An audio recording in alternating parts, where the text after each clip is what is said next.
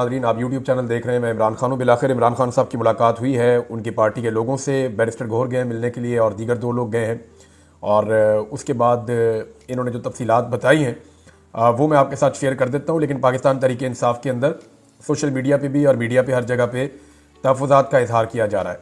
अली मोहम्मद खान साहब उनके साथ मौजूद थे और बैरिस्टर गौहर साहब बात कर रहे थे। बाहर आने के बाद चंद चीज़ें बैरिस्टर गौहर ने इंपॉर्टेंट कही हैं। एक तो ये है कि पाकिस्तान तहरीक इंसाफ अपने उस मौक़िफ़ के ऊपर डट गई है जिसमें उन्होंने कहा कि ऑफिशियली अब तक 12 शहादतों की तस्दीक हुई है। यानी तहरीक इंसाफ के बारे में बहुत सारे लोग, इवन वो तहरीक इंसाफ के ही हैं और उस जमात से उनका ताल्लुक़ है, लेकिन लोग इन खदशात का इजहार कर रहे थे। इवन सहाफ़ी भी ये कह रहे थे कि शहादतों की तादाद ज़्यादा है। लेकिन पाकिस्तान तहरीक इंसाफ ने जो ऑफिशियल अब तक नंबर दिया है वो उस नंबर के ऊपर डट गई है और वो ये कह रही है कि जब तक शवाहिद मज़ीद नहीं मिल जाते हम पक्की बात करेंगे, हम किसी के बहकावे में नहीं आएंगे। अब तक हमारे पास 12 शहादतों की कन्फर्म इतला मौजूद है और ये 12 लोग शहीद हुए हैं फायरिंग के नतीजे में, और जो फायरिंग की गई है रियासती इदारों की जानिब से। बैरिस्टर गौहर ने बहरहाल ये कहने से गुरेज किया। उन्होंने कहा ये फायरिंग कहीं से भी हुई है, गलत हुआ है। उनको चंद सख्त सवालात का सामना भी करना पड़ा है। लेकिन उन्होंने इमरान खान साहब से मुलाकात की और उन्होंने बताया कि फ़ाइनल कॉल के बाद आज इमरान खान साहब से मुलाकात हुई है जिसमें इस्लामाबाद एहतजाज के वाक़े पर बात हुई है। हमने इमरान खान को मुज़ाहरे पर मालूमात फ़राहम की हैं। अखबार और टीवी की सहूलत इमरान खान साहब की बंद कर दी गई है। मैंने आपको बताया था कि इमरान खान साहब को परेशान किया जा रहा है तो उनका अखबार और टेलीविज़न उनसे वापस ले लिया गया। अब देखें, ये साबिक़ वज़ीर-ए-आज़म है पाकिस्तान के और ये बुनियादी इंसानी हुकूक़ के ख़िलाफ़ है कि किसी शख्स से आप मालूमात की रसाई छीन लें, यानी उसे पता ही नहीं है कि बाहर क्या हो रहा है। और एक ऐसा शख्स जो पाकिस्तान का साबिक़ वज़ीर-ए-आज़म है, आज भी पाकिस्तान की सबसे बड़ी सियासी जमात का सरबराह है और उसके इशारे के ऊपर पाकिस्तान के अंदर जो है वो बहुत बड़े बड़े एहतजाज होते हैं। ऐसे शख्स से आप मालूमात की रसाई छीन लें तो ये इंतहाई मायूब चीज़ है। जब दिल करता है इमरान खान साहब का दुनिया के साथ रब्ता काट दिया जाता है। ये बुनियादी इंसानी हुकूक़ की एक तरह से खिलाफ वर्जी है और इमरान खान साहब को ब्लॉक कर दिया जाता है पूरी दुनिया से। तो उन्हें कुछ नहीं पता था, लेकिन जब ये लोग जाकर मिले और इन्होंने बताया इमरान खान साहब को, अब इस पर तहफ़्फ़ुज़ात का इजहार किया जा रहा है कि इन्होंने जैसे बताया होगा ये तो वो लोग मिले हैं जो बाहर खुलकर बात नहीं कर रहे और ये वो लोग हैं जो खुद एहतजाज के अंदर आए भी नहीं। और ये भी इनके ऊपर जो है वो एलिगेशन लगाया जा रहा है या आवाज़ उठाई जा रही है कि इन लोगों के ऊपर तो मुकदमात भी दर्ज नहीं हुए। यानी रियासत की या जो हुकूमत है उसकी इन लोगों के साथ एक ऐसी अंडरस्टैंडिंग है कि ना इन पे मुकदमात दर्ज होते हैं, ना ये एहतजाज के अंदर हिस्सा लेते हैं और ये इमरान खान साहब के साथ जाकर उतनी बात करते हैं जितनी ये शक का इजहार किया जा रहा है कि पूरी बात बताते भी नहीं है। अब इसीलिए इमरान खान साहब की बहनों को उनसे नहीं मिलने दिया गया। बहरहाल जो उन्होंने बताया, उन्होंने कहा जी कि इमरान खान साहब ने कहा कि जो वर्कर्स बाहर निकले इमरान खान ने उन्हें खराज तहसीन पेश किया। उनका पैगाम है कि कौमी असम्बली और सेनेट में, पार्लियामेंट में यह मामला उठाया जाए शहादतों का और इसके ऊपर एहतजाज करें। आगे के लाएअमल का ऐलान इमरान खान साहब बाद में करेंगे। इमरान खान साहब को बताया गया कि रेंजर पुलिस और पीटीआई के शोधा के बारे में जिस पर उन्होंने सबकी शहादत पर अफसोस का इजहार किया, धरना और मुजाहरा इस्लामाबाद में या जहां भी हो उस पर गोली नहीं चलानी चाहिए थी।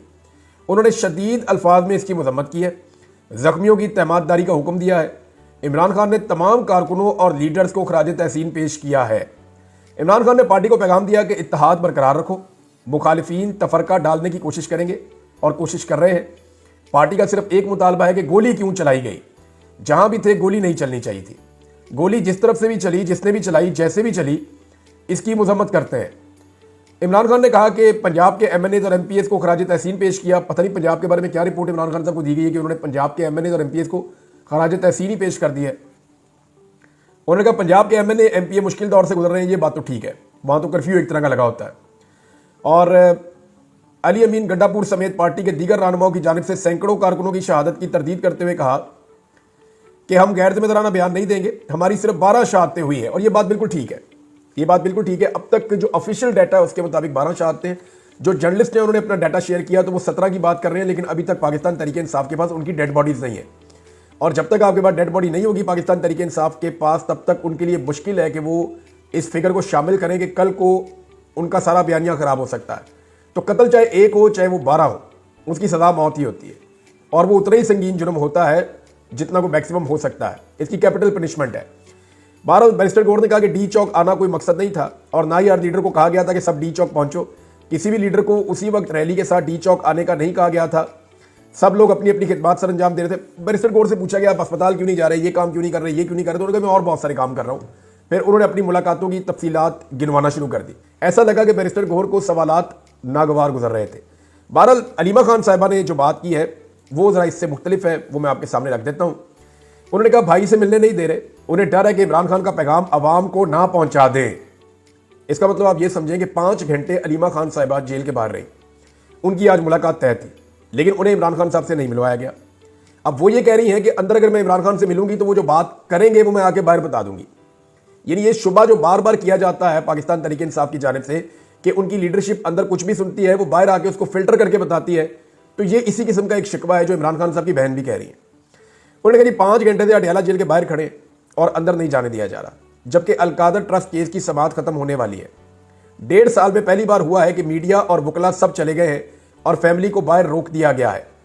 अलीमा खान ने अडयाला जेल के बाहर गुफ्तगू करते हुए कहा कि इमरान खान के खानदान को इनसे मुलाकात की इजाज़त नहीं दी जा रही, उन्हें डर है कि हम खान साहब का पैगाम बाहर ना ले आएं। इमरान खान की बहन ने कहा कि अदालत में 3 लोग तो हर सूरत जा सकते हैं, फैमिली, मीडिया और वकील, लेकिन आज ये रवायत भी तोड़ दी गई है। इससे जो पुलिस अफसर था वो कह रहा था कि इमरान खान मेरी कस्टडी में है, वो तो चले उसका फैसला था, लेकिन अलकादर ट्रस्ट केस में तो उनका नहीं बनता इस तरह करना।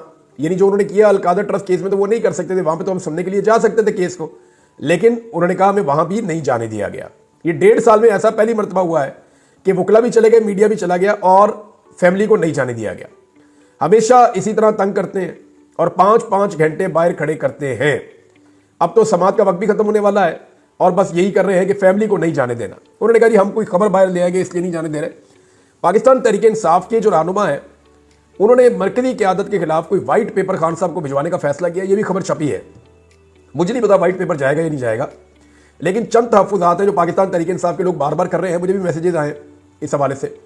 वो ये कहते हैं कि ना इनके ऊपर मुकदमा दर्ज होते हैं हमारी क़यादत के चंद लोगों के ऊपर, ना इनके खिलाफ कोई कार्रवाई होती है, और दूसरा ये एहतजाज में इमरान खान साहब की कॉल के मुताबिक पहुंचते भी नहीं है, और इमरान खान साहब से इन्हीं की मुलाकातें करवाई जाती हैं। ये बाहर आके जो इन्फॉर्मेशन देते हैं या अंदर जो इन्फॉर्मेशन देते हैं उसके बारे में हमें कुछ पता नहीं है।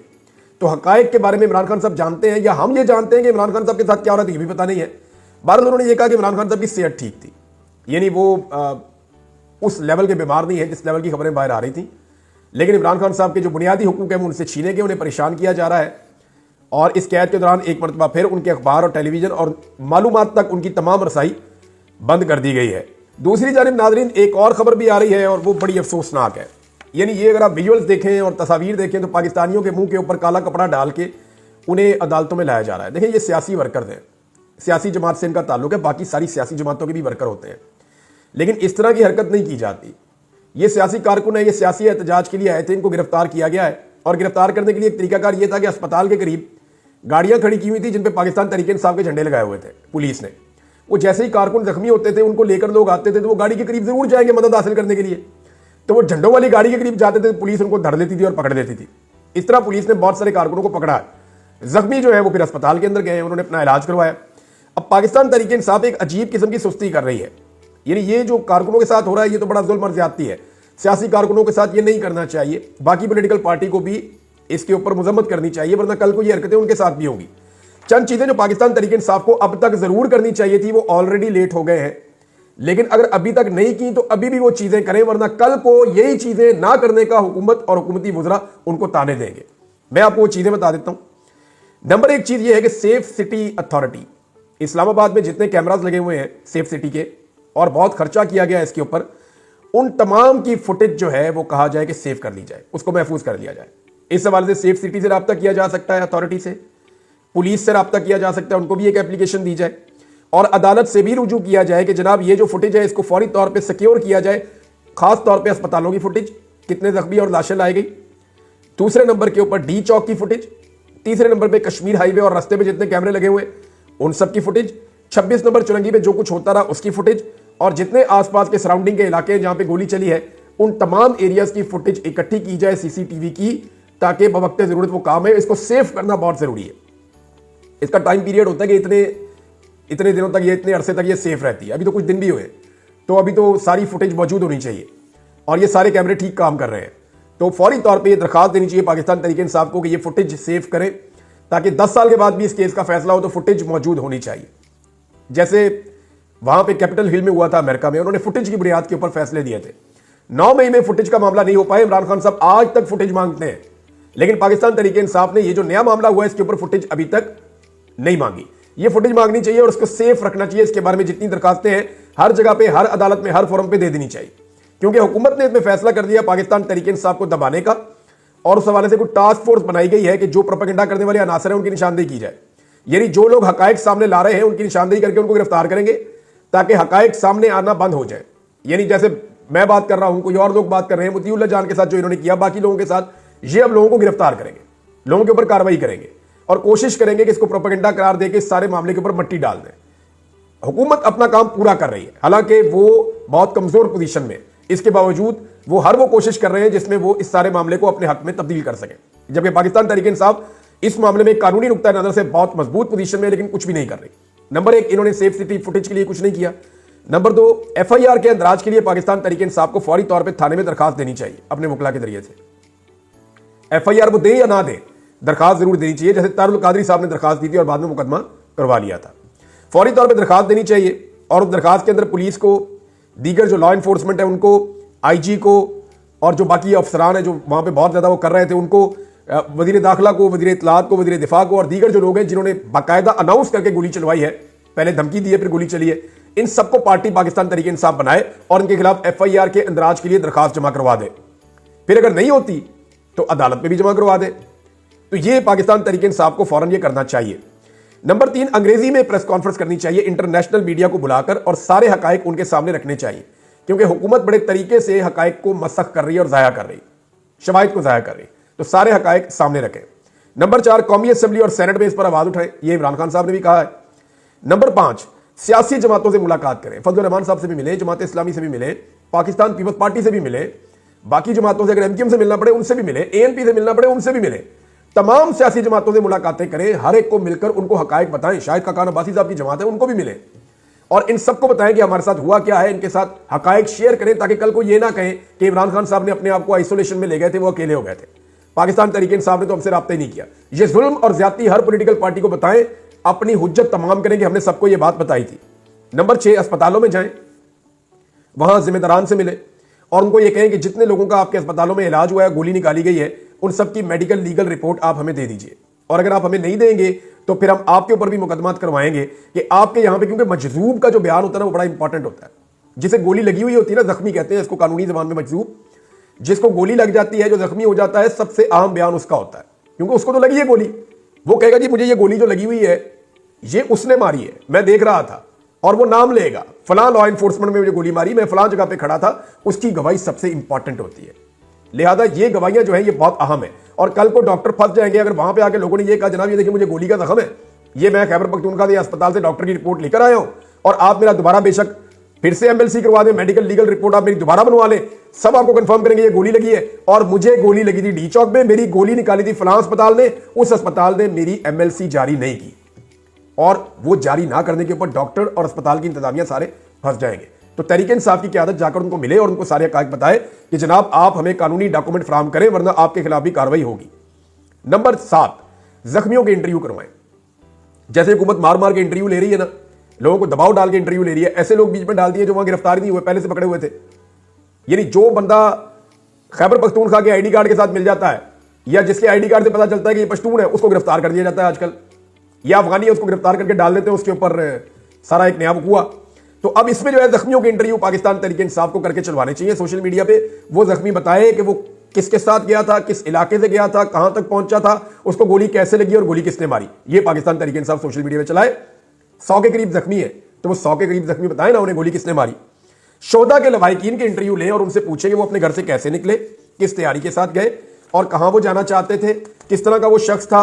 और देखें ये अब मीडिया आपके लिए नहीं करेगा ये काम, पाकिस्तान का मीडिया ना किसी के घर पहुंचेगा ना जाके वहां पे खबर देगा, ये सारा कुछ लोगों को खुद करना पड़ेगा, पाकिस्तान तहरीक इंसाफ के सोशल मीडिया को करना पड़ेगा कि शोहदा की फैमिलियों के इंटरव्यूज लें और वो चलाएं और वो बताएं कि हमारा ये बंदा है, इसका ये नाम है, ये काम करता था, ये इस तरह अपना टाइम निकाल के एहतजाज के अंदर गया था, इसकी डेड बॉडी वापस आई, हमने उसको दफन कर दिया, हमारी आखिरी इससे ये बात हुई थी और इसके साथ सारा हुआ इस तरह का हुआ, इसको एक गोली लगी या 2 लगी और कहां लगी। ये सारी चीजें जो है वो लवाहिकीन के इंटरव्यूज करके चलाए जाए और उनको अंग्रेजी में ट्रांसलेट करके सारी दुनिया को दिया जाए। नंबर 8, जो लोग अभी तक लापता हैं उनकी मालूमात इकट्ठी की जाए और उनकी तस्वीर शेयर की जाए कि जनाब ये बंदे अभी तक हमारे लापता हैं, ना ये पुलिस के पास है, ना इनकी गिरफ्तारी डाली गई है, ना हमें इनकी लाश मिली है, हम नहीं जानते ये लोग कहां हैं, क्या ये एक लाश है या ये एक जिंदा आदमी है, इसके बारे में हम नहीं जानते, लेकिन हमारा ये आदमी लापता है।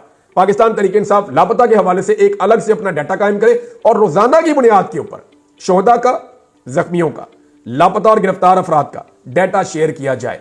ये 9-10 चीजें अगर पाकिस्तान तहरीक इंसाफ करती है तो हुकूमत को मुसीबत पड़ जाएगी, हुकूमत जो है वो फंस जाएगी। लेकिन पाकिस्तान तहरीक इंसाफ इस सारे मामले में कुछ हद तक सुस्त नजर आ रही है, कुछ हद तक डरी हुई नजर आ रही है और बहुत हद तक ऐसा लगता है कि शायद कंप्रोमाइज नजर भी आ रही है।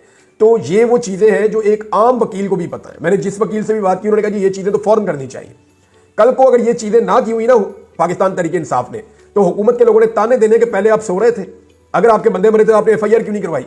अगर आपके बंदे जख्मी हुए थे तो आपने जाके कानून का दरवाजा क्यों नहीं खटखटाया? तो आप तो कानून में मानते ही नहीं है। तो इस तरह के ताने इनको कल को मिलेंगे और ये वो चीजें हैं जो पाकिस्तान तहरीक इंसाफ अगर नहीं करेगी तो फिर नुकसान उठाएगी। फजलुर रहमान साहब ने एक स्टेटमेंट दिया, उसके ऊपर मैं ये वीलॉग खत्म कर देता हूं क्योंकि कुछ और फैक्ट्स हैं वो मैं आपके साथ बाद में शेयर करूंगा अगले वीलॉग में। फजलुर रहमान साहब ने कहा जी कि जो चीजें 26वीं आईनी तरमीम ने हमने मना की थी इस हुकूमत को कि ना करे, वही चीजें ये हुकूमत कर रही है। अब फजलुर रहमान साहब की पार्टी का राब्ता भी हो रहा है PTI के साथ और कुछ आपस में मामला आगे बढ़ रहे हैं। उम्मीद है कि आइंदा जब एहतजाज करें तो शायद इकट्ठे भी कर दें। लेकिन मामला यह है कि पाकिस्तान तहरीक इंसाफ ने तो मना किया था कि आईनी तरमीम नहीं होनी चाहिए। फजलुर रहमान साहब को धोखा देकर हुकूमत ने एक ऐसी आईनी तरमीम की जिसके नतीजे में एक आईनी बेंच बन गया और हुकूमत ने अपनी मर्जी का आईनी बेंच बना लिया। अब हुकूमत कोई भी कानून बनाती जाए वो आईनी बेंच उस कानून को तहफ़्फ़ुज़ देगा। यानी हुकूमत जो कुछ आईनी तरमीम में करना चाहती थी अब आईनी तरमीम के बगैर कानून में कर सकती है, क्योंकि कानून को चैलेंज किया जाएगा जब भी सुप्रीम कोर्ट में, तो वो सुप्रीम कोर्ट में नहीं आईनी बेंच में जाएगा सुप्रीम कोर्ट के, और आईनी बेंच वही कहेगा जो हुकूमत चाह रही है। सबको पता है कि वो किस तरह का बेंच है। तो ये हुकूमत ने गेम खेल दी फजलुर रहमान साहब के साथ, उसी का शिकवा फजलुर रहमान साहब कर रहे हैं और ये शिकवे आने वाले दिनों में बढ़ते चले जाएंगे। जो चीजें 26वीं आईनी तरमीम में ना हुई वो उनकी बुनियाद काबू की गई आईनी तरमीम के जरिए से और बाद में कानून साजी के जरिए से। अब हुकूमत बार बार अपनी मर्जी के खेल खेल रही है और हुकूमत का हाथ रोकने वाला कोई भी नहीं है। नाज़रीन, इस वीलॉग को यहां रोक लेते हैं। अब तक के लिए इतना, अपना ख्याल रखिएगा, अपने इस चैनल का भी। अल्लाह हाफ़िज़।